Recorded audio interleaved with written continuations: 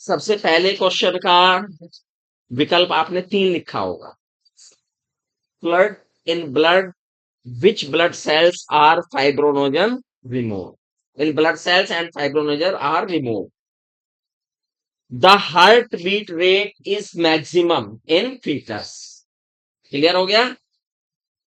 In the cardiac cycle, blood pressure is maximum during. सबसे ज्यादा blood pressure वही होगा जब सबसे ज्यादा प्रेशर से बंद होगा। तो वो कौन है? 3C विकल्प है इसका, वेंट्रिकुलर सिस्टोल। अब आता है the least frequent of leucocyte in the bloods are basophils, है ना? ये गड़बड़ है किस बच्चों का। पल्स प्रेशर इज, ये क्वेश्चन थोड़ा सा आप समझ सकते हैं, हाँ थोड़ा ट्रिकी था। पल्स प्रेशर क्या होता है? जो हमारा सिस्टोलिक प्रेशर है उसमें से जब हम डायस्टोलिक प्रेशर को सब्ट्रैक्ट कर देते हैं तो जो प्रेशर बनना बचता है that is known as pulse pressure. तो इसका विकल्प बनता ए।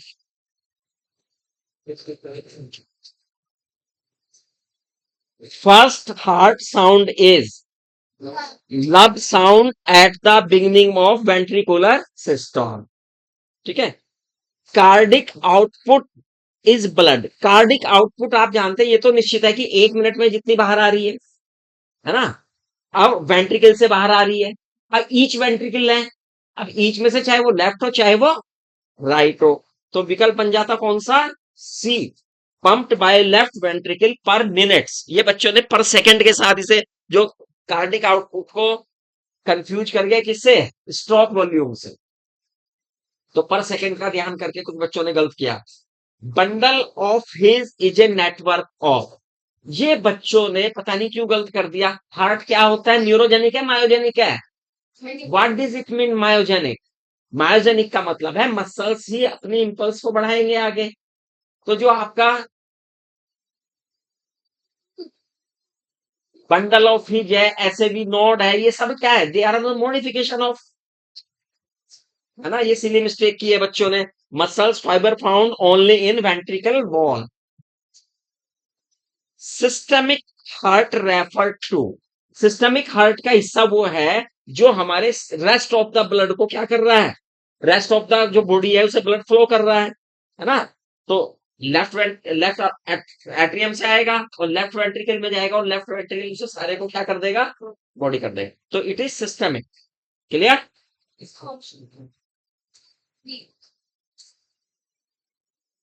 अच्छा, maximum lobed nucleus is found in, आपको ध्यान होगा जब मैंने आपको ये पढ़ाई थी तो डायग्राम्स बनाए थे कुछ, और उसमें न्यूट्रोफिल, जिसे याद होगा उसने कर दिया होगा ये, वरना यहाँ पे गड़बड़ की होगी।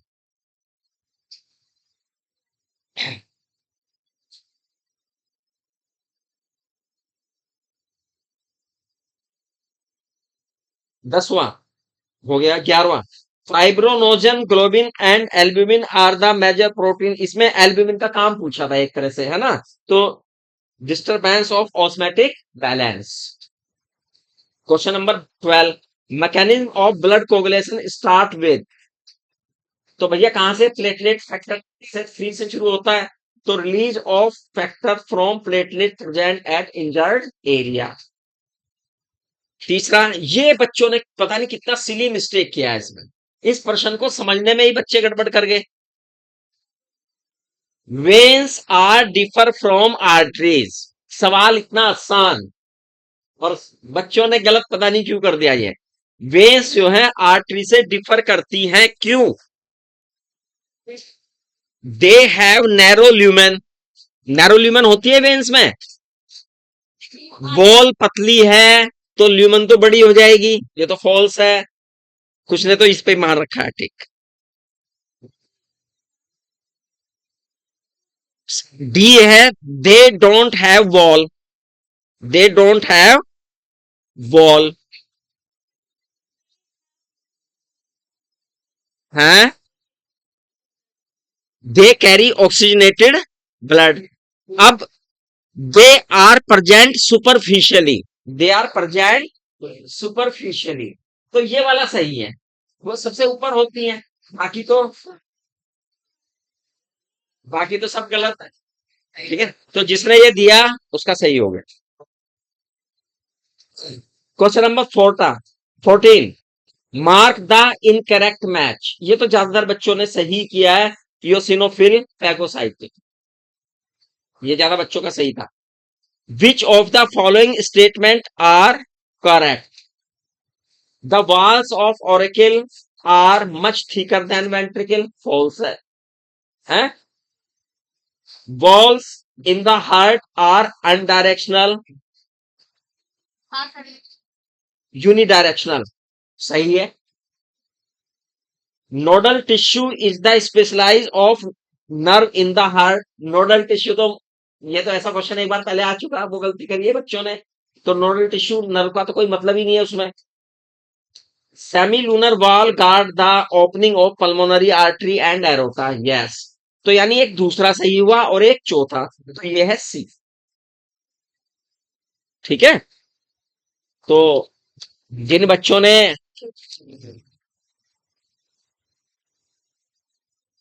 महिमा का पेपर, महिमा के मार्क्स लिख दे उसके पेपर पे, जो पेपर आया ना, मार्क्स लिखने के लिए सर ने दिया था, कहाँ है वो पेपर?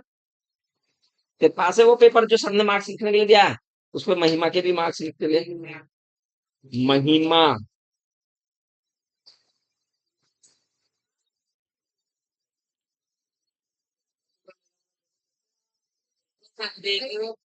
इसको महिमा का ले लो। तेरा कहना था।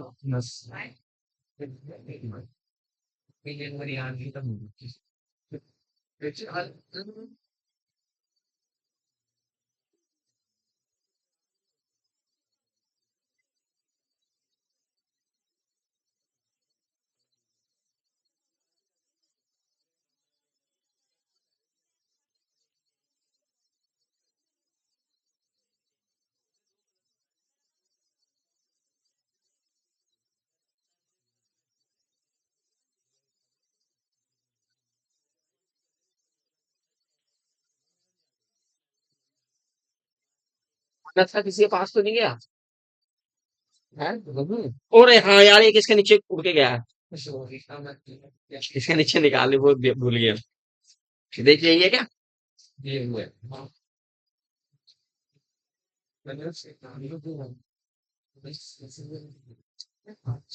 अब आप लिखने हैं किसे? वो पेपर तुम्हारे पास ही आ रहा है उसके बाद।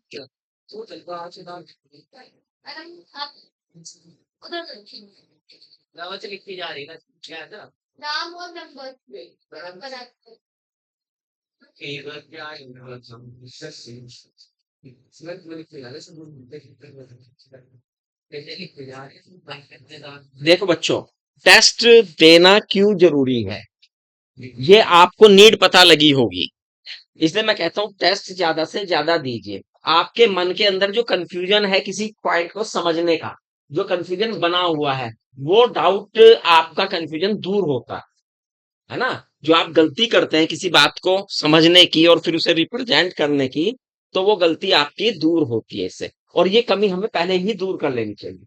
मैं बार बार यही बात कहता हूं, यहाँ आप प्रिपरेशन के लिए हैं। किसके लिए? तैयारी के लिए। तैयारी का मतलब ये नहीं होता कि परफेक्शन आ जाए। आप जब सपोज कीजिए आपको डांस सीखना, एक छोटी सी बात समझिए, क्या डांस में पहली बार में ही पहले एफर्ट में आप सारे स्टेप प्रॉपर कर देते हैं? नहीं, आप एक एक स्टेप को सीखते हैं, गलतियां करते हैं, फिर सीखते हैं, तो ऐसे ही इसे मान के चलिए। ये भी वही प्रोसेस है, जो हम टेस्ट लेते हैं, ये वही प्रोसेस है कि जो आप गलतियां करते हैं, वहां पे आपकी सिंक्रोनाइजेशन हो रहा है आपकी बॉडी का, यहाँ पे आपके ब्रेन का है। भाई ब्रेन भी तो समझने में गलती कर सकता है क्या नहीं, की चीज को, तो उसी को हम टेस्ट में दूर करते हैं ना। तो इसलिए टेस्ट जरूरी होता है। इसमें ये कोई कभी फील मत करना कि भाई हमारे कितने मार्क्स आए हैं कितने नहीं आए। आप ये देखिए कि आप कितना प्रॉपर करना शुरू कर दिया, चीजों को समझिए कितना अच्छा करना शुरू कर दिया, है ना? हो सकता है एक बच्चा बहुत बढ़िया उस टाइम पे समझ रहा हो, जिस टाइम वो समझने के लिए बैठा है, उसे सारी चीजें समझ में आ रही है और वो रेस्पॉन्स भी बढ़िया दे रहा है। लेकिन जब उसे अपनी आप रिप्रेजेंट करने की बात आई तो उसके अंदर के कंफ्यूजन निकलने लगे और उन कंफ्यूजन में वो गलतियां करने लगे। तो इसलिए टेस्ट जरूरी हो, है ना। आइए, जब आप लिख लें इधर बच्चों को दे देना, आप आगे इधर पेपर सब लिख दो अपने मार्क्स।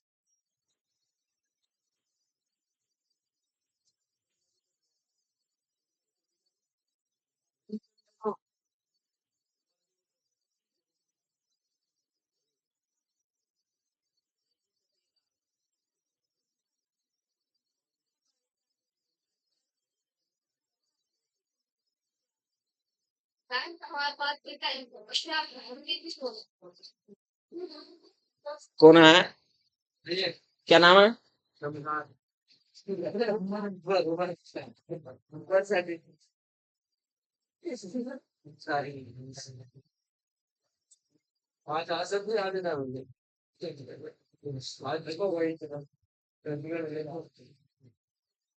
मोहम्मद उमर। ये मार्क्स भी लिख देना उस पर।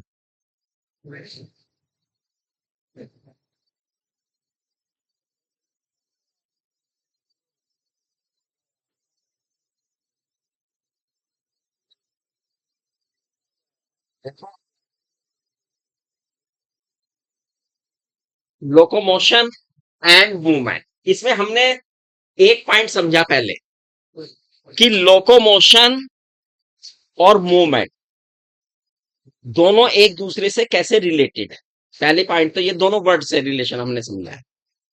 मूवमेंट एक वाइड रेंज है, कोई भी चेंज पोस्चर में, लोकेशन में तो आता है। इस तरह का कोई भी चेंज अगर है किसी प्राणी के अंदर तो this is called movement. Even streaming of protoplasm is under movement.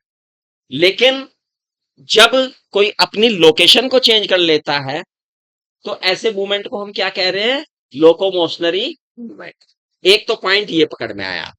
दूसरा हम कहेंगे भाई लोकोमोशन और मूवमेंट को अलग नहीं कर सकते, हम बिल्कुल अलग अलग स्टडी नहीं कर सकते, काफी जुड़े हुए हैं एक दूसरे से, है ना। कोई एक समय में मूवमेंट भी कर रहा है, लोकोमोशन भी कर रहा है।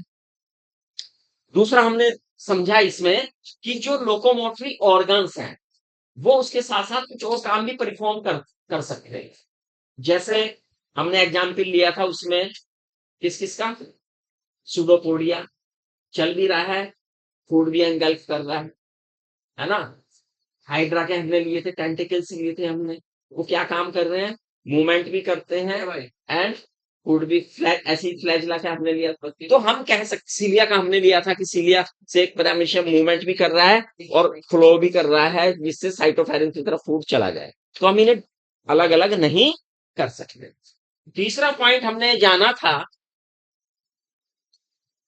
कि भैया कोई भी मूवमेंट या मोड ऑफ लोकोमोशन होता है वो दो बातों पे डिपेंड करता है। एक तो habitat, mode of locomotion depend करता है हैबिटेट पे, कैसा हैबिटेट।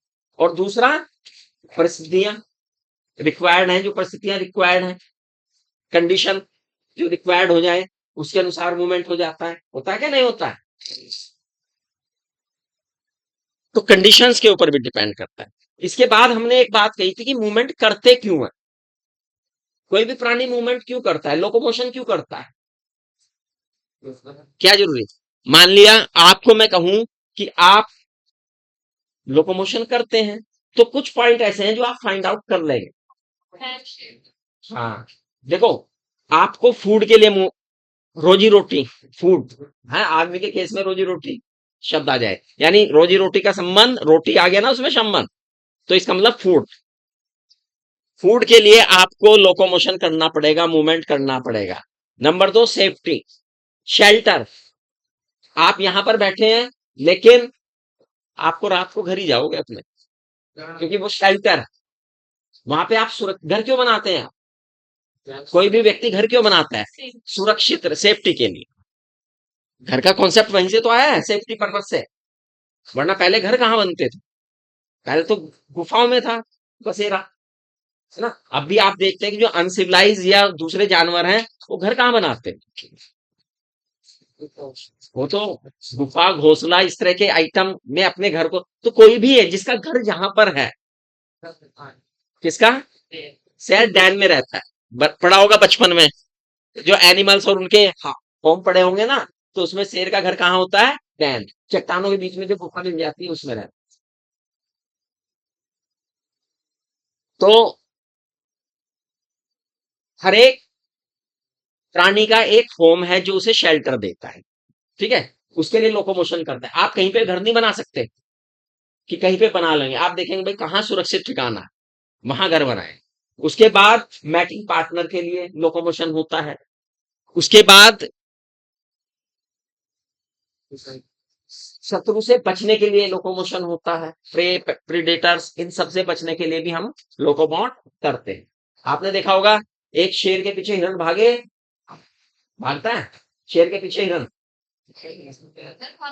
भागता है, शेर के पीछे हिरन भागता है, आ हिरन के पीछे शेर भागता है, ठीक है, क्योंकि आप दोनों मूवमेंट कर रहे हैं, एक भोजन के लिए कर रहा है और दूसरा सेफ्टी के लिए कर रहा है। दोनों के मूवमेंट में दोनों लोकोमोशन कर रहे हैं, मूवमेंट कर रहे हैं, लेकिन दोनों का उद्देश्य अलग अलग हो गया। एक बचना चाह रहा है, एक का भोजन है, ठीक है।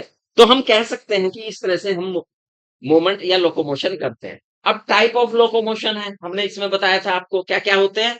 हमारी बॉडी में ही एमीबॉइड भी है, सिलिएटेड भी है, मस्कुलर भी है, इवन फ्लैजिलेटेड भी, इवन फ्लैजिलेटेड मूवमेंट है ना, ये सारे मूवमेंट हैं। मस्कुलर मूवमेंट के लिए क्या चीज जरूरी है, एक कोऑर्डिनेशन होना चाहिए, किस किस के बीच में, नर्व और नर्वस सिस्टम के बीच में है, स्केलेटल सिस्टम के बीच, स्केलेटल मसल्स के बीच में, है ना। एक कोऑर्डिनेशन प्रॉपर, जितना प्रॉपर कोऑर्डिनेशन होगा उतना परफेक्ट लोकोमोशन होगा ना। इसके बाद अब हम आते हैं किस पर, टाइप ऑफ मसल्स पर। टाइप ऑफ मसल्स पर हमने आपको बताया था कितने टाइप के मसल्स हैं, तीन टाइप के मसल्स हैं, कौन कौन से,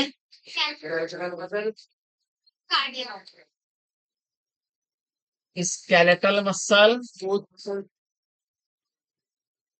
विसिरल मसल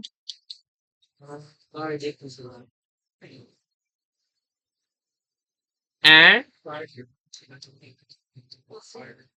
कार्डिक मसल्स।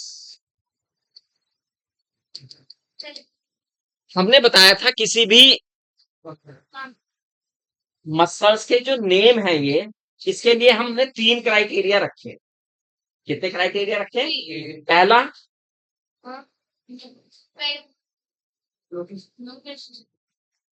लोकेशन, है ना, दूसरा अपीयरेंस, तीसरा mode of regulation, mode of regulation, ठीक है ना।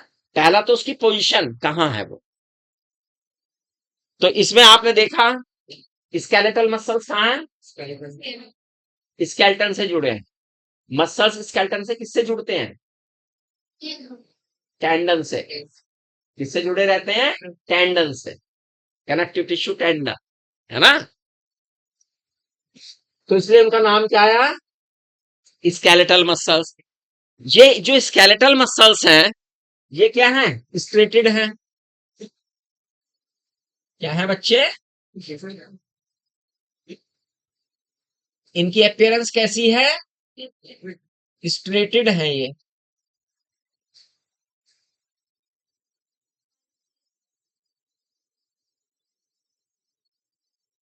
तो इनका नाम क्या आ गया दूसरा,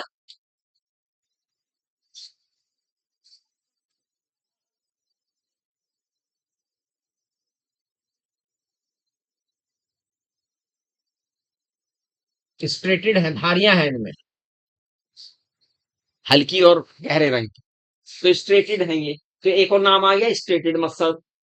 तीसरा क्या है, ये नर्वस सिस्टम के कंट्रोल में है, वॉलेंट्री कंट्रोल में है ना। तो इनका क्या हो गया, वॉलेंट्री मसल्स, इन्हें हम क्या कहा तीसरा,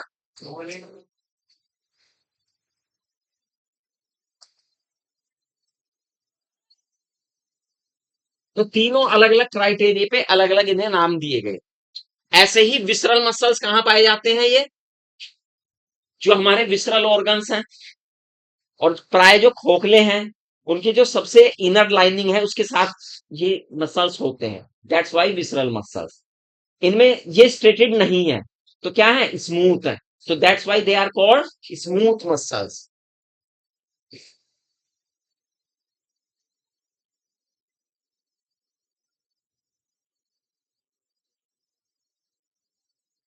ये हमारी क्या इच्छा के अनुसार कार्य कर रहे हैं?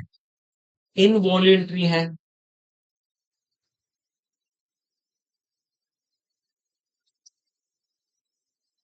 तीसरे मसल्स कहाँ हैं?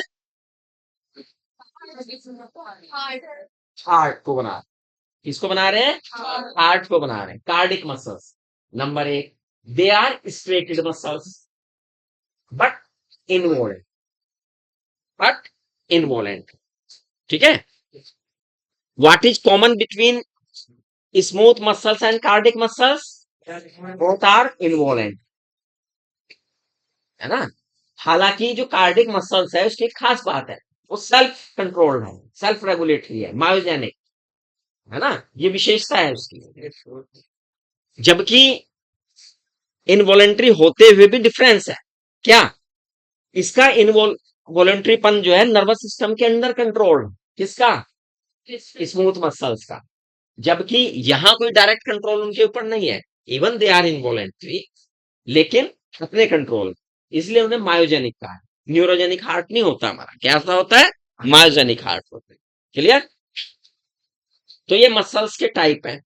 अब इनमें हम जो मेन पढ़ेंगे, जो हमारा मकसद है जिसे हम मसल्स बोल रहे हैं असली रूप में, वो कौन है? स्केलेटल मसल या स्ट्रेटेड मसल्स। इनके बारे में जान, है ना। क्या है भाई इनका स्ट्रक्चर? आपने देखा कोई भी मसल हो वो किससे जुड़ा है बेटा? सपोज कीजिए ये बोन है और इस बोन के साथ मसल्स जुड़े होते हैं, ये मसल्स जुड़े हुए हैं।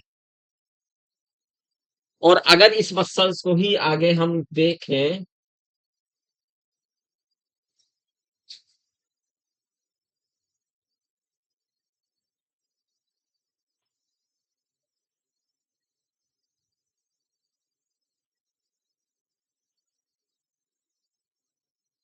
तो ईच मसल्स जो है बाहर की ओर एपिमाइसियम से बाउंडेड, किससे बाउंडेड है?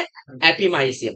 और एपिमाइसियम का ही ये वास्तव में एपिमाइसियम क्या है? एक तरह का कनेक्टिव टिश्यू है, लूज डेंस कनेक्टिव टिश्यू है, लूज डेंस कनेक्टिव टिश्यू है। और ये एपिमाइसियम का ही ऊपरी भाग टेंडन में कन्वर्ट होके बोन से जुड़ जाता।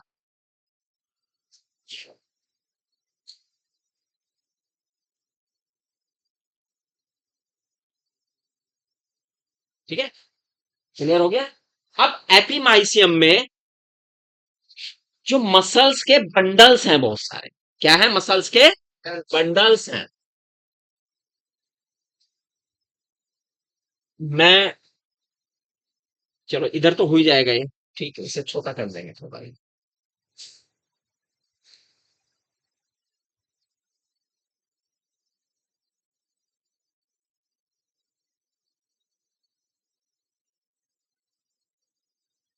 इन मसल्स के बंडल को क्या कहते हैं? बंडल, मसल्स बंडल, और इनका नाम है क्या? क्या नाम है? वेसिकल्स। क्या कहते हैं इन्हें? वेसिकल्स। अब यहां पर दो चीजें आती हैं जिसे हमें समझना है बहुत ध्यान से। क्या है? ये भी कनेक्टिव टिश्यू, क्या है?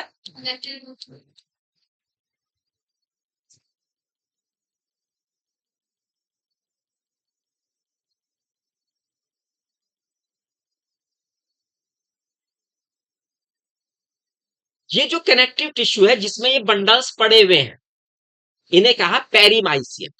क्या कहा है? Perimysium.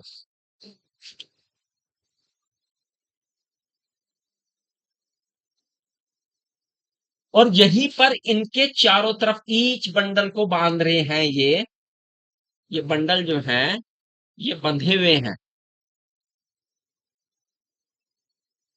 And that is fascia. ठीक है, बंडल के चारों क्या है, फैसिया।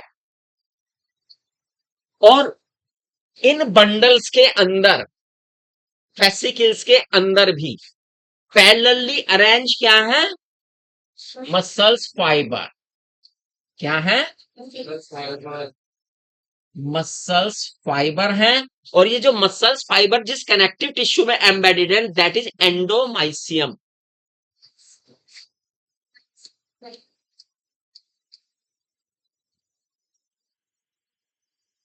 और ये कौन है बेटा, मसल्स फाइबर्स।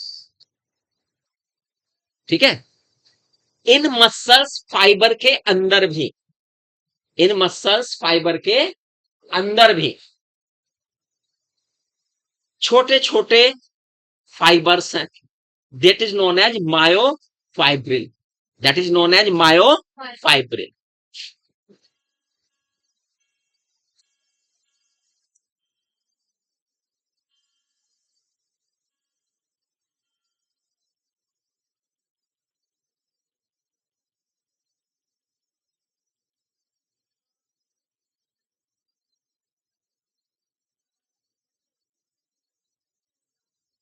क्लियर हुई ये पॉइंट, यहां तक बात समझ में आई।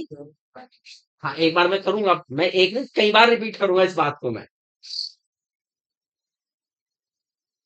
एक मसल्स है, मसल्स के अंदर बहुत सारे क्या है, मसल्स बंडल है। मसल्स के क्या है, बंडल्स है। एक बंडल, दो बंडल, तीन, चार, पांच, छह, सात, मैंने यहां दिखाए बहुत सारे बंडल्स। ठीक है, बंडल्स, चूंकि ये सारा का सारा एक ग्रुप है, समूह है, सारा का सारा क्या है, एक समूह है। तो यहाँ पर कनेक्टिव टिश्यू है हर स्तर पर, हर स्तर पर, हर पैकिंग पर क्या है, कनेक्टिव टिश्यू। एक बड़ी पैकिंग, फिर उसके अंदर छोटी पैकिंग, फिर उसके अंदर छोटी पैकिंग और छोटी पैकिंग। तो हर एक पैकिंग पे एक लेयर आएगी और कनेक्टिव टिश्यू भी आएगा जिसमें वो एम्बेडेड होंगे। तो यही ये खेल है सारा, यही अरेंजमेंट है। सबसे पहला हम लेके चले, एक मसल्स को हमने उठाया, मसल्स के अंदर सबसे बाहर की तरफ वो किससे घिरे हैं, एक कनेक्टिव टिश्यू से, एपीमाइसियम। किससे घिरे हैं, एपीमाइसियम। एपीमाइसियम के अंदर अगर हम से घिरे हुए देखें तो बहुत सारे क्या हैं, मसल्स बंडल, जिन्हें हमने दूसरा नाम क्या दिया है, फैसिकल्स। ठीक है, अब ये जो फैसिकल्स हैं ये बंधे हुए हैं एक दूसरे से, जिसे हमने क्या नाम दिया, फैसिया। और बाहर जो कनेक्टिव टिश्यू है पेरीमाइसियम है, वो क्या है, पेरीमाइसियम है। अब इस बंडल के अंदर ही अगर हम देखें बहुत सारे मसल्स फाइबर्स हैं। क्या है, मसल्स फाइबर है। अभी मैंने क्या अरेंजमेंट बता रहा हूं, ये मसल्स फाइबर इंपॉर्टेंट है, अभी मसल्स फाइबर का हमें करना है। और फिर मायोफाइब्रिल्स, क्योंकि असली कहानी तो इसकी और इनकी पढ़नी है हमें, इन दो की पढ़ना है हमें, तो इन दो के बारे में जानना है मेन तो। एक इनके बारे में, इनका नाम क्या है, मसल्स फाइबर, और एक इनके अंदर कौन है, मायो फाइबर। इन दो के बारे में हमें अच्छी तरह से जानना। क्लियर, समझ में आ गया। अब चारों तरफ क्या है इसके, पेरीमाइसियम। क्या है, पेरीमाइसियम। और पेरीमाइसियम के अंदर क्या है, मसल्स फाइबर है। मसल्स क्या है, और जो मसल्स फाइबर बहुत सारे हैं, ये भी किसमें, एंडोमाइसियम। इसके चारों तरफ जो लेयर वो क्या है, एंडोमाइसियम। क्लियर, यहां तक बात समझ में आ गई। बताओ इतना समझ में आया कि नहीं आया। सबसे पहले ये एपीमाइसियम, इसके बाद ये मसल्स बंडल, फाइबर नहीं आया अभी, बंडल चल रहा है। फाइबर और फाइब्रिल बहुत बाद में आएंगे जाके, मसल्स बंडल। फिर उसके अंदर मसल्स फाइबर, अब शुरू हुए मसल्स फाइबर। ये कौन है, मसल्स फाइबर। और मसल्स फाइबर के अंदर ये मायो फाइब्रिल।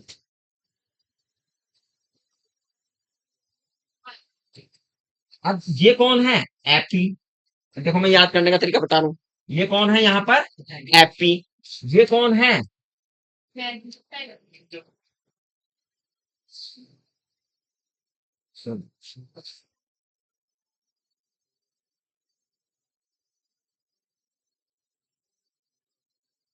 अरे रिड्यूस आएगा क्या वाला?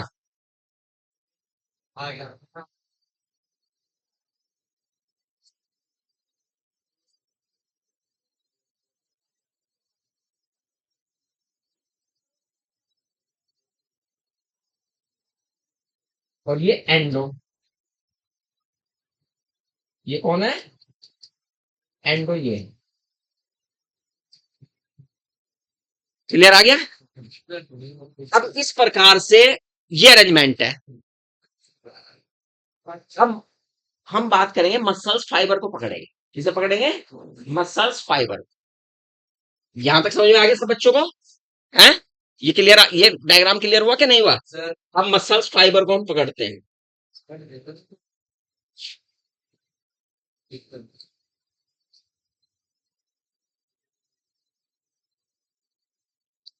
मसल्स फाइबर वास्तव में ये मसल सेल हैं और बहुत सारी सेल पैरेलल हैं एक दूसरे के। मसल सेल में बहुत सारी सेल क्या है? एक दूसरे के पैरेलल है।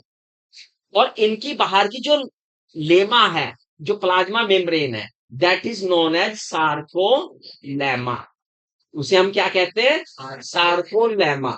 ठीक है ना? ये सार्कोलेमा। क्लियर बच्चों? और क्योंकि ये सेल है तो इसके अंदर प्रोटोप्लाज्म भी होगा। क्योंकि मैंने कहा ये बहुत सारी सेल्स हैं, तो बहुत सारी सेल जब जुड़ जाएंगी आपस में तो क्या होगा? उनके न्यूक्लियस भी आ जाएंगे। और जब एक सेल में बहुत सारे न्यूक्लियस होते हैं तो दैट इज नोन है सिनोसिटिक। उसे हम क्या कहते हैं? सिनोसिटिक। बहुत सारे केंद्रक होते हैं तो क्या कहलाती है? सिनोसिटिक। तो यहां पर बहुत सारे केंद्रक आपको मिलेंगे इसमें।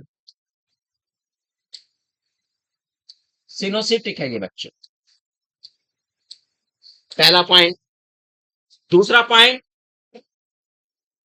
क्योंकि ये बंडल ऑफ सेल्स है, इसके प्रोटोप्लाज्म को क्या कहा हमने? सार्कोप्लाज्म। क्या कहा? सार्कोप्लाज्म। ये न्यूक्लियस है। इसके अंदर उन सेलों की एंडोप्लाज्मिक रेटिकुलम भी होगी, माइटोकॉन्ड्रिया भी होगी और सारे ऑर्गन्स भी होंगे। बाकी सारे ऑर्गन्स भी होंगे क्योंकि न्यूक्लियस से थोड़ा ना आएंगे, बाकी सारे ऑर्गन्स आएंगे। कौन बच्चा बताएगा मुझे जो मसल्स फाइबर हैं उनकी एंडोप्लाज्मिक रेटिकुलम को किस नाम से जानते हैं? हाँ, सार्कोप्लाज्मिक रेटिकुलम। जब मसल्स होते हैं ना तो उनके साथ शार्को शब्द जुड़ जाता है। Sarcoplasmic reticulum. जो एंडोप्लाज्मिक रेटिकुलम है उसका नाम है सार्कोप्लाज्मिक रेटिकुलम। और इसका एक विशेष काम है बच्चों, ध्यान रखना है। ये कैल्शियम आयन को स्टोर करके रखती है। कैल्शियम को स्टोर करके रखती है। किसको स्टोर करके रखती है? कैल्शियम को। कैल्शियम का स्टोरेज सार्कोप्लाज्मिक रेटिकुलम में होता है। इज दैट क्लियर या नहीं? है? अब सार्कोप्लाज्मिक रेटिकुलम और ये जो सेल है, इन सेल के अंदर भी क्या बताया थी मैंने? मसल्स फाइबर के अंदर भी क्या है? कुछ तंतु हैं। They are known as myofibrils. यानी ये जो दिखाई दिए है ना, ये देखते हैं जब आप चित्र बनाते हैं तो डॉट डॉट डॉट डॉट भी बनाते हैं ना ऊपर। They are myofibrils. मायोफाइब्रिल्स है ये जो इनके अंदर मायोफाइब्रिन है,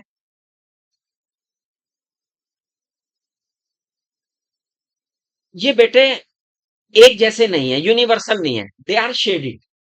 ये शेडिड शो करते हैं। मायोफाइब्रिल्स में शेड है। और ये शेड किस कारण से है? प्रोटीन्स के कारण। दो तरह की प्रोटीन यहां पर होती है। एक एक्टिन प्रोटीन और एक मायोसिन प्रोटीन। मसल्स के अंदर प्रोटीन बहुत सारी होती है, लेकिन मायोफाइब्रिल्स की प्रोटीन का हम यहाँ पे जिक्र कर रहे हैं अभी। कौन कौन सी प्रोटीन है? Actin protein and myosin protein. दो तरह की प्रोटीन है, actin protein and myosin protein. पहले तो ये याद रखो ना, कितनी प्रोटीन है बेटा? नंबर एक और नंबर दो मायोसिन। क्लियर? अब इनकी कुछ विशेषताएं हैं दोनों प्रोटीन्स की। ये दोनों प्रोटीन्स जो हैं रोड स्ट्रक्चर में, सलाखाओं के रूप में, रोड के रूप में। पहला पॉइंट तो ये।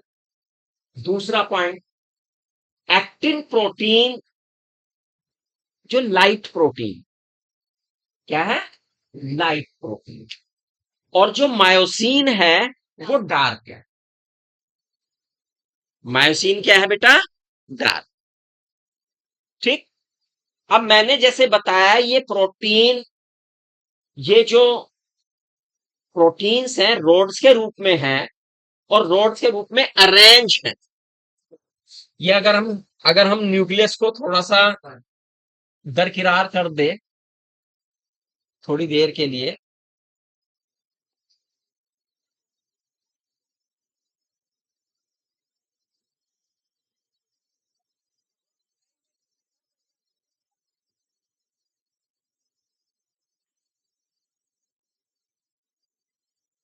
ये स्ट्रक्चर दिखता है, बैंड दिखाई देते हैं हमें अलग अलग, light band, dark band, light band and dark band. जो लाइट बैंड है वो किसके कारण होंगे? एक्टिन के कारण। और इनका एक नाम दिया गया है, क्या? I band. क्या है? अभी इनका अरेंजमेंट समझाऊंगा मैं, पहले इसे समझ। लाइट बैंड तो क्या कहा गया है? I band.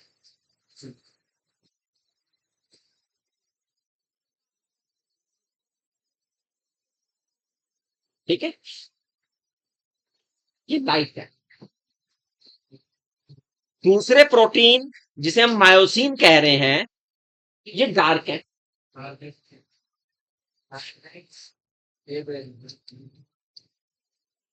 और इनका नाम क्या दिया है? A band.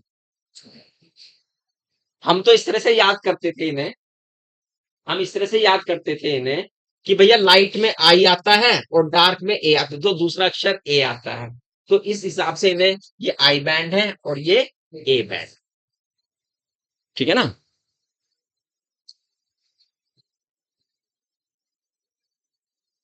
एक और करते थे, जो एक्टिन है वो ए नहीं है, जो एक्टिन है वो ए नहीं है, दूसरे वाला ए है। तो इसमें थोड़े दिन याद रहता, फिर कंफ्यूजन होता है, तो ये जो हम दिमाग में डाल लेते हैं ना पॉइंट, तो इससे हमें कंफर्म रहता है, हाँ भाई उस टाइम पे हम ऐसे याद करते थे, जब आपकी उम्र में होते थे और याद करने का जिम्मा मिलता था हमें भी, तो हम ऐसे याद करते, फिर तो परमानेंट याद हो ही जाता है धीरे धीरे करके। तो इस तरह से पहले दिमाग में स्ट्राइक दिखाता हूं। तो ये डार्क बैंड है भैया। अब ये जो अरेंजमेंट है ये काफी स्पेसिफिक अरेंजमेंट, ये ऐसे नहीं है हैप्पैजार्ड स्टेटमेंट नहीं है कि भाई ऐसे ही हो गया, आई बैंड और ए बैंड ऐसे ही हो गया। मैंने कहा ये अल्टरनेट है, पहली बात तो। और जो पूरी मस्कुलर लेंथ है इसके अलोंग वाइज है, इसके क्या है? अलोंग वाइज मिलेंगे।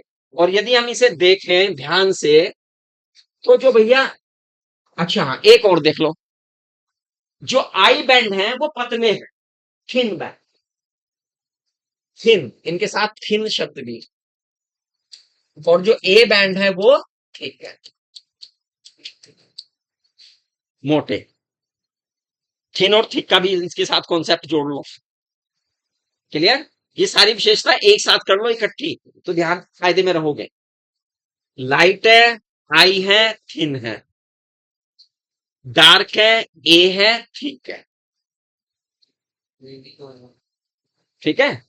इस तरह से इन्हें याद रखोगे तो एक के साथ दूसरी उसकी बातें, तीन तीन कैरेक्टर आपको याद हो जाएंगे। अब होता यह है बच्चे कि जो आई बैंड है इनके बिल्कुल बीच में, जिससे चिपके हुए यहां से शुरुआत हो रहे हैं, एक इलास्टिक फाइबर्स हैं। क्या होते हैं? इलास्टिक फाइबर्स हैं इनके बीच में, जिसे कहते हैं जेड लाइन, जिसे हम क्या बोलते हैं बच्चे? Z line. Z line.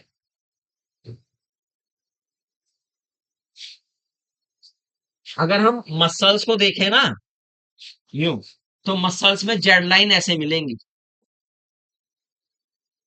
ये जेड लाइन है, इस तरह से मिलेंगी जेड लाइन, पैरेलल एक दूसरे की। ये हम खड़ा करके दिखा रहे तो इस तरह से मिलेंगी, ठीक है। और इन जेड लाइन में मैंने बताया जैसे कि बीच में कौन है, अल्टरनेटली कौन है बेटा ये, what are these? Actin protein. कौन सा प्रोटीन है? Actin. Actin protein, it is actin protein, है ना। और एक्टिन प्रोटीन क्या बना रहा है? I band.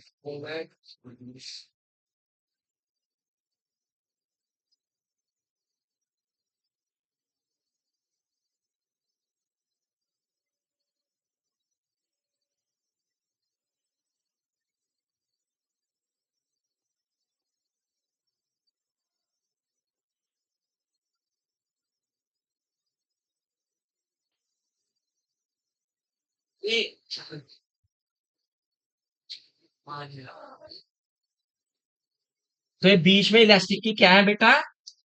Z line. ये भी कौन है?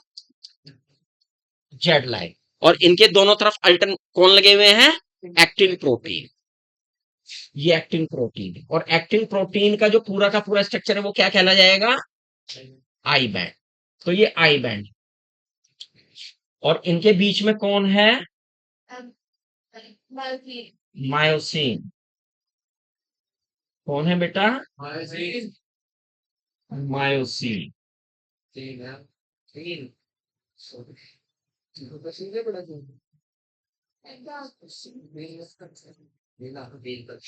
ये डार्क है और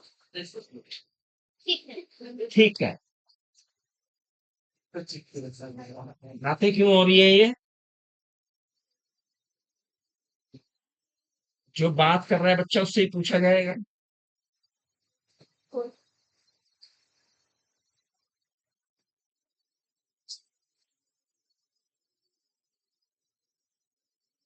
और ये क्या बनाते हैं? A band. ये क्या बनाते हैं? तो ये हुआ बच्चा ए बैंड। क्लियर हो गया? जहां तक मायोसिन है वो ए बैंड। क्लियर? अल्टरनेट है, आप देख रहे हैं, एक अगर एक्टिन है, मायोसिन फिर एक्टिन फिर मायोसिन फिर एक्टिन फिर मायोसिन, ऐसे अल्टरनेट है अरेंजमेंट। ठीक, पहला पॉइंट। दूसरा पॉइंट, जब रेस्टिंग पोजीशन में होते हैं मसल्स फाइबर, तो जो एक्टिन प्रोटीन के सिरे हैं, रोड्स के सिरे हैं, तो वो इस तरह से व्यवस्थित रहते हैं कि कुछ हिस्सा जो हमारा ए बैंड है अनकवर्ड रह जाता है। क्या रह जाता है? अगर आप देखें तो यहां पर देखें तो ये हिस्सा आप देख रहे हैं रेस्टिंग पोजीशन में uncovered, it is known as H band या एच।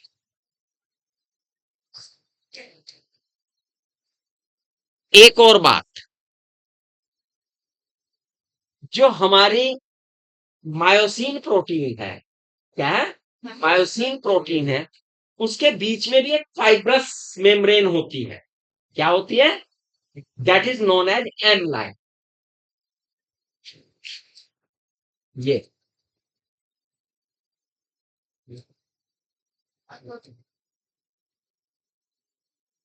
बताओ, ये बात समझ में आई या नहीं है? ये जो फाइब्रस प्रोटीन, एक फाइब्रस मेम्ब्रेन है, that is known as M line. तो जेड लाइन आपको समझ में आई है? आई? एम लाइन समझ में आई? जेड लाइन किस किसके बीच में है? आई बैंड के बीच में है।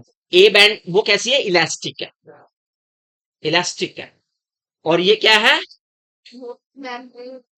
ये कैसी है? फाइब्रस है लेकिन इलास्टिक फाइबर नहीं है। फाइब्रस मेम्ब्रेन है लेकिन they are not elastic. Clear? Z और एम के अंतर समझ में आया? तीसरा पॉइंट क्या समझ में आया? आई बैंड समझ में आया आपको? ए बैंड समझ में आया? एच जोन समझ में आया? एच बल्कि जोन है ये, एच जोन समझ में आया?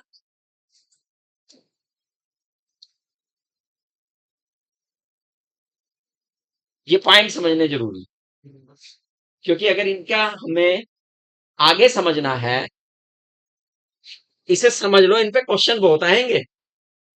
ये जो अरेंजमेंट बताया ना मैंने, इसी अरेंजमेंट के ऊपर क्वेश्चन आएंगे आपको कंफ्यूजिंग करने वाले, तो इसलिए इसे समझना जरूरी है। क्लियर हुआ सब बच्चों को? हैं? सबसे पहले तो अच्छा, मैंने जैसा बताया था, ये जो जेड लाइन के बीच का जो एरिया है, दो जेड लाइन के बीच का जो एरिया है, it is the unit of contraction. Muscles में कितने गुण होते हैं? 4 गुण है। कितने गुण है? 4 विशेषता। नंबर 1 एक्साइटेबिलिटी, एक्साइट होगा वो किसी ना किसी चीज से है। नंबर 2 इलास्टिसिटी, नंबर 3 है कॉन्ट्रैक्टिलिटी, और नंबर 4 एक्सटेंसिबिलिटी, खींच सकता है। नंबर 1 खींच सकता है, नंबर 2 सिकुड़ सकता है, नंबर 3 एक्साइट उत्तेजित होगा संवेदना से, और नंबर 4 इलास्टिक है, दब सकता है। दबना और कंट्रैक्शन में अंतर है। इलास्टिसिटी अलग गुण है, कॉन्ट्रैक्शन अलग गुण है, ठीक है ना, दोनों एक गुण नहीं है। रबर ज्यादा इलास्टिक होती है कि लोहा? लोहा, है ना? हाँ, तो वही इलास्टिसिटी है यहां पर। तो हाँ,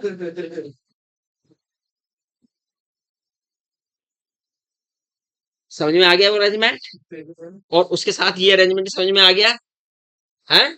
क्यों भाई, आया समझ में? सार्कोमियर क्या है बेटा? सार्कोमियर, तुम बताओ। आज मैंने क्वेश्चन नहीं पूछे ना तुमसे, कुछ हो रहे हो गए सर, तो आज क्वेश्चन ही नहीं पूछ रहे। तुम बताओ सार्कोमियर क्या होते हैं? हैं? अभी तो कह रहा समझ में आ गया। कितने बच्चों ने सार्कोमियर का नाम सुना है? दो जेड लाइन के बीच में जो प्लेस है, जो यूनिट है, इस पूरी को हमने क्या कहा है? सार्कोमियर। क्या कहा है? और सार्कोमियर क्या है? It is the functional unit of contraction, functional unit of contraction. समझ में आ गया कि नहीं आ गया? है? तू टेस्ट से बहुत जल्दी भागता, कहाँ गायब है तू? दुकान उकान लगा ली क्या कहीं?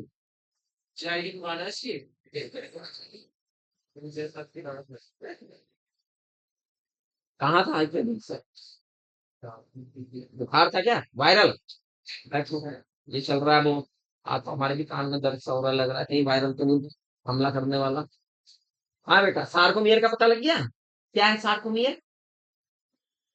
दो जेड लाइन के बीच का गैप नहीं, दो जेड लाइन के बीच का प्लेस, जिसमें सब कुछ आ गया।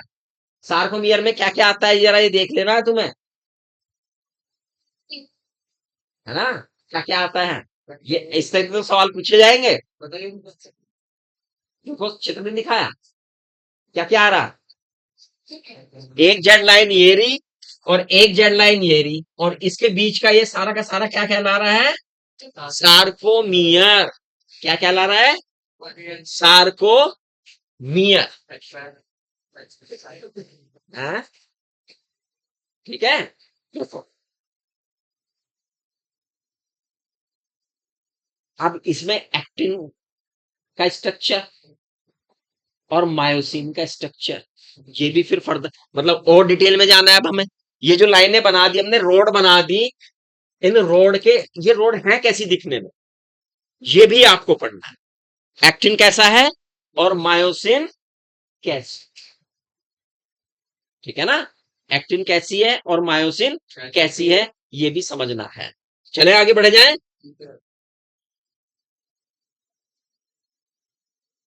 Structure of actin and myosin, structure of actin and myosin.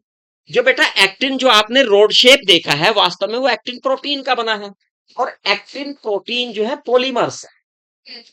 क्या है? पॉलीमर्स है। और जो पॉलीमर्स होते हैं वो मोनोमर्स के बने होते हैं। ये पॉलीमर्स है, इन्हें कहते हैं एफ एक्टिन। पॉलीमर्स को क्या कहते हैं? F actin.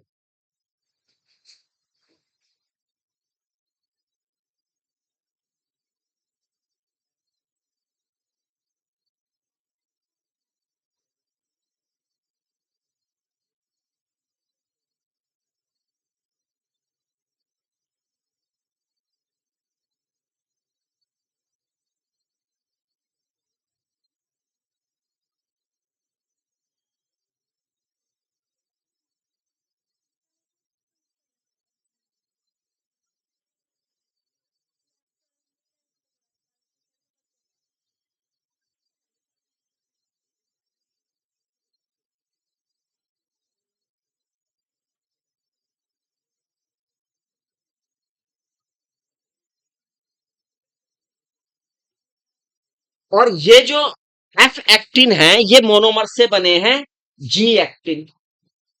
किससे है? G actin.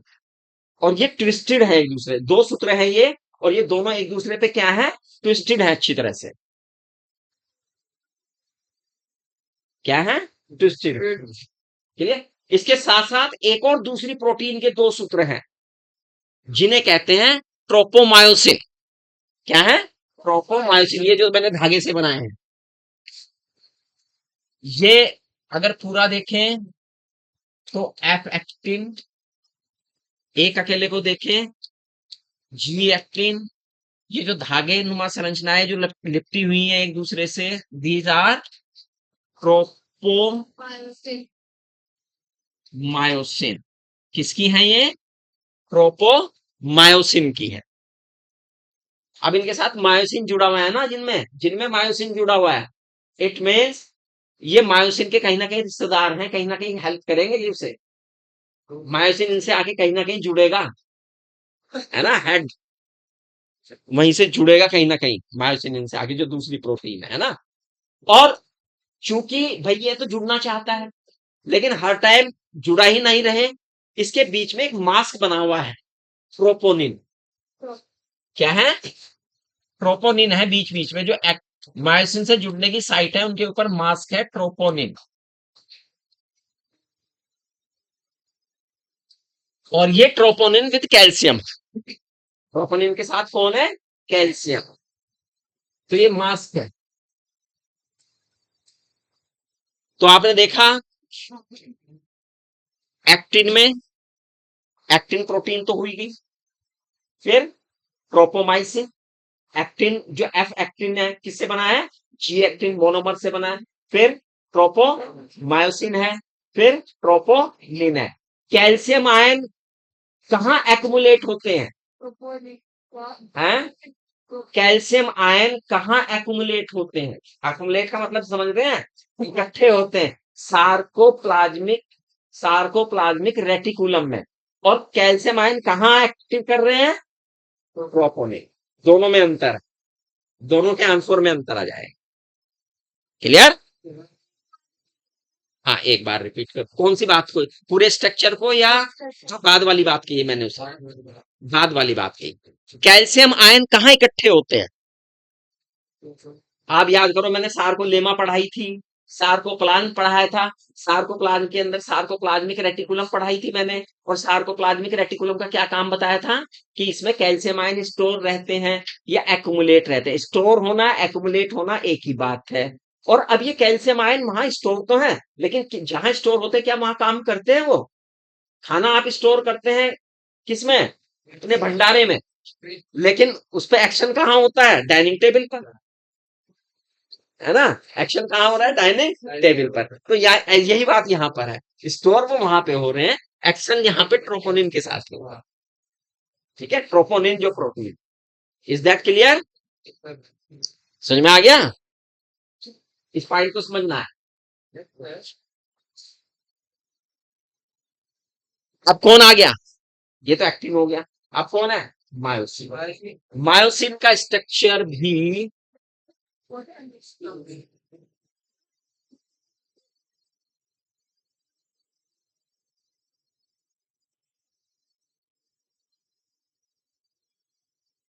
इस तरह का है।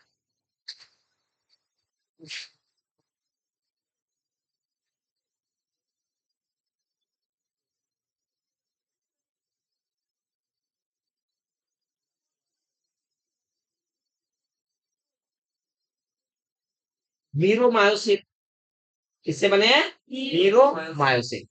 और ये दो तरह के होते हैं, एक हैवी और एक लाइट। उससे पहले हम जरा दो चीजें समझ।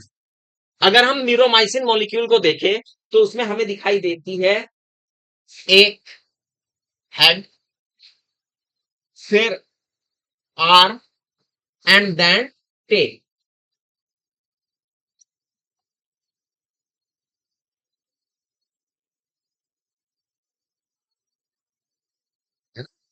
And tell.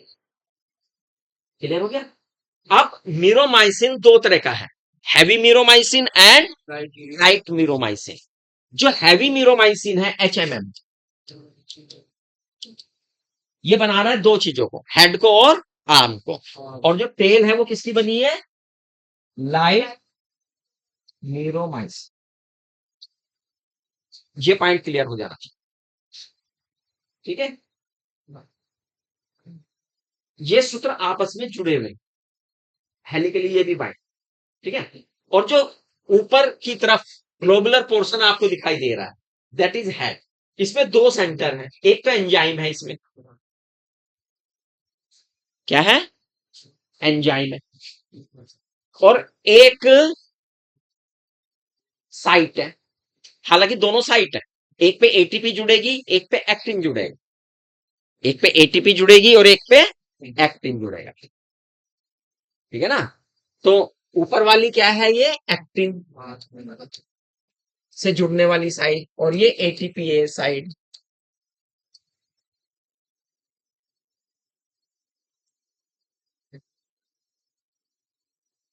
ठीक।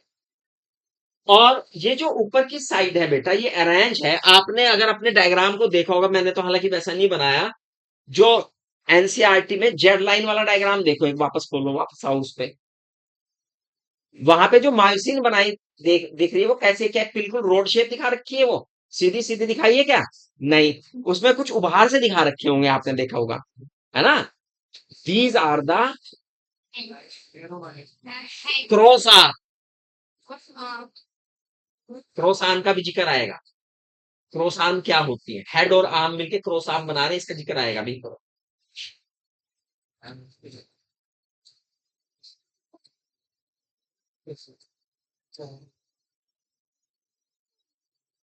ठीक है, मोटे तौर पे आप समझ लीजिए, हेड साइड दिखाई रखी है। क्या दिखा रखी है? हेड वाली साइड दिखाई हुई। यहीं से ये एक्टिन प्रोटीन से जुड़ेगा। कहां से जुड़ेगा? और एक्टिन प्रोटीन में ये ट्रोपोनिन जो है, ये एक साइड हो जाएगा थोड़ा सा, तब जुड़ेगा। जब तक ये है वहां पर, जब तक वो एक्टिन को खाली नहीं छोड़ेगा, उसके ऊपर एक मास्क है। और जैसे ही वो साइड में हटेगा, तो प्रोपोनिन साइड बैक हो जाएगी, खुल जाएगी, और वहीं से जाके ये जुड़ेगा, है ना? लेकिन इसकी एक पूरी प्रक्रिया है। तो बताइए, आज जो हमने आपको पढ़ाया, उतनी बातें आपको समझ में आई या नहीं आई?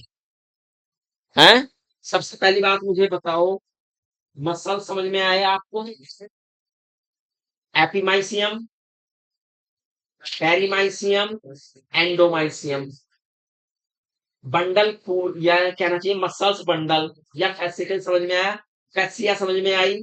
सार्कोलेमा कहाँ है, ये समझ में आई? सार्कोप्लाज्म समझ में आया? सार्कोप्लाज्मिक एंटिकुलम समझ में आई? है? उनके फंक्शन समझ में आए। फिर उसके बाद आप ये बताइए मुझे, आपको ये जो जोन है, जेड लाइन समझ में आई? एम लाइन समझ में आई? आई बैंड समझ में आया? ए बैंड समझ में आया? एच जोन समझ में आया? है? उसके बाद अगर हम देखें एक्टिन प्रोटीन में, एक्टिन प्रोटीन का स्ट्रक्चर आपको समझ, एफ फिलामेंट समझ में आया?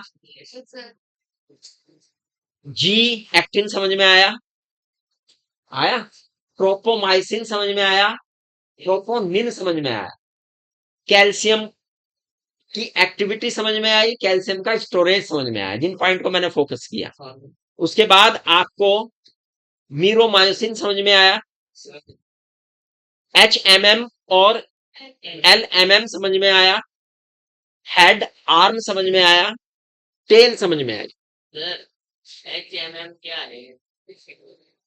मैंने आपको बताया था कि जो हमारा मायोसिन है वो दो तरह का है, एक हैवी मीरोमाइसिन तो बन गया HMM, हैवी भारी, और एक लाइट LMM। तो जो हैवी मीरोमाइसिन है वो किसका निर्माण कर रहा है? ग्लोम हेड का और आर्म। और जो लाइट मीरोमाइसिन है वो किसका? बाकी क्लियर? ये मैंने समझाया। तो मैं समझता हूं कि ये आपको समझ में आई होंगी बात।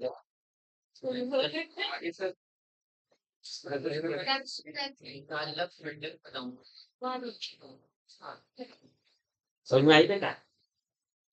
अच्छा, अब ये मुझे बताएं थोड़ा सा, मैं भी जरा थोड़ा सा आपसे कुछ बातें करूं। ये गुड़िया से खड़ी होगी, क्या नाम बेटा? आरजू।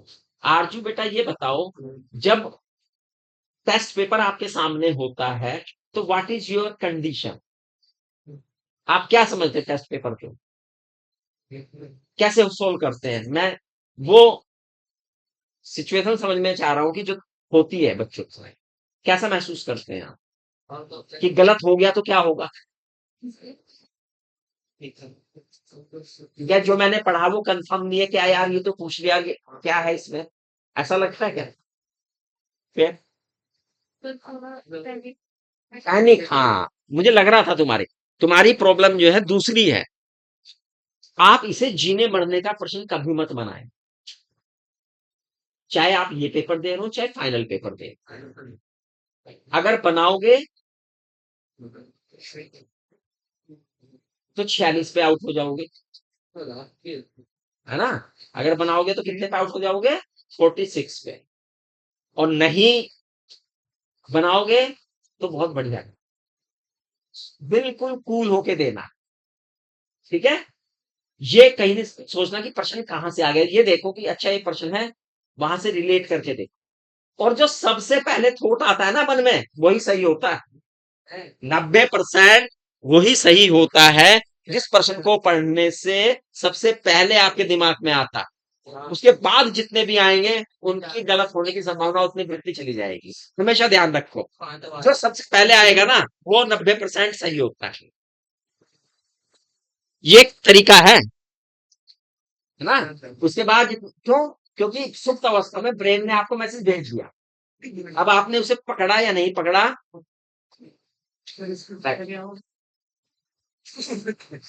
समझ में आ गई ये बात?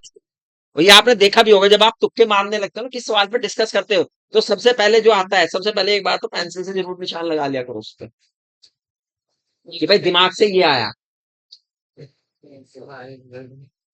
और उसके बाद सोचना शुरू करा फिर। तो अगर राइट वे में आप सोच रहे हैं तो आप देखेंगे 90% सही आंसर तो पहले ही आ गए। बाद में तो फिर इधर उधर की जो कंफ्यूजन थे ना, बाद में कंफ्यूजन आते हैं, बाद में क्या आते हैं? कंफ्यूजन। हमेशा ध्यान रखें। चलो, वो बच्चे ऐसे थे लड़कों में जिन्होंने निराश किया, बाकी ने निराश नहीं किया, बाकी ने ठीक काम किया, लेकिन दो से मैं निराश रहा। एक तो ये बच्चा है ना, एक और है आप। इससे तो मुझे उम्मीद नहीं थी, इसने क्या करना, हाँ खड़ा हो, तेरे तेरे से तो बात करनी है मुझे। व्हाट हैपेंड टू, तैयारी नहीं की थी? तैयारी की थी, क्या कहाँ कमी रही? कंफ्यूजन। कंफ्यूजन कैसे दूर होगा? ज्यादा से ज्यादा सवालों के जवाब दे। हमेशा ध्यान रखो, जितने सवाल जवाब आपसे होंगे ना, और आप जितने जवाब देखो, हम मैं यही कहता हूं, जब आप सवाल का जवाब दे रहे हो ना, सुन के बिल्कुल ना दो किसी दूसरे का, क्योंकि वो आपके ब्रेन में आएगा ही नहीं। आपके दिमाग ने जो सोचा है वो जवाब दे दो, भले ही गलत हो, वही आप ठीक कर पाएंगे। दूसरे से सुना, कहीं से पढ़ा, वो जवाब अगर आप देते हैं वो कभी आपका याद नहीं होगा। सवाल का जवाब वही याद होगा जो आप ब्रेन से देंगे, गलत देंगे ना तो जब यहाँ पे सही बताया जाएगा तो आप अपने कॉन्सेप्ट को सही कर लोगे, ठीक है नहीं? तो कोशिश करो कि जवाब वो दो जो आपका दिल कह रहा है, आपका दिमाग बोल रहा है उस टाइम, चाहे वो सही हो चाहे वो गलत। डांट सुन लो एक बार, वो चलेगी, लेकिन एक प्रश्न का गलत जवाब अपने दिमाग में कभी मत छापो, वो तुम्हें वहां पे भी लॉस करेगा, यहाँ पे भी लॉस करेगा, ठीक है? कोई आफत नहीं आ जाएगी, एक बार डांटूंगा ही तो मैं थोड़ा नाराज हो जाऊंगा, लेकिन वो नाराजगी इसलिए है कि आपको सिखा सकूं सही, है ना? बैठिए।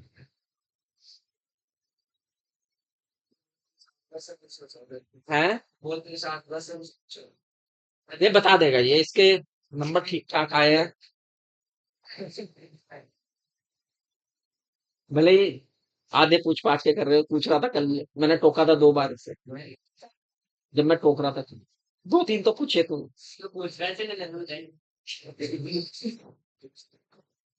चलिए, तो बच्चों ठीक है ये बातें, याद करोगे। अब केमिस्ट्री की क्लास है तुम्हारी या फिजिक्स की है?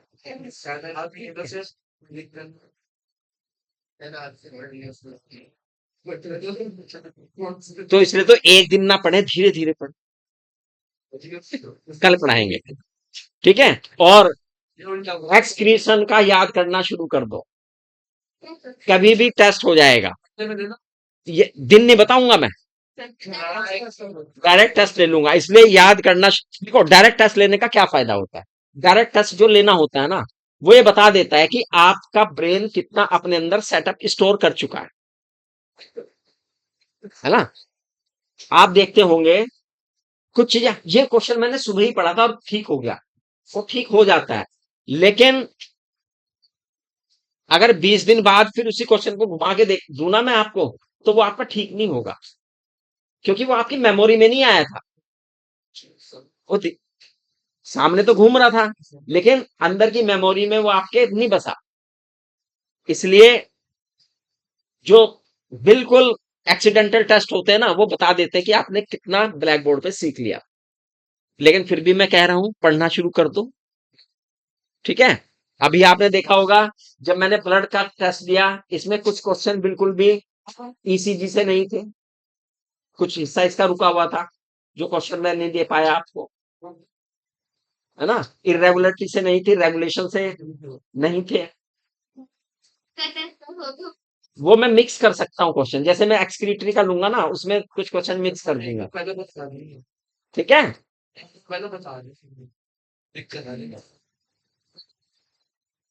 ठीक, ठीक है बच्चों।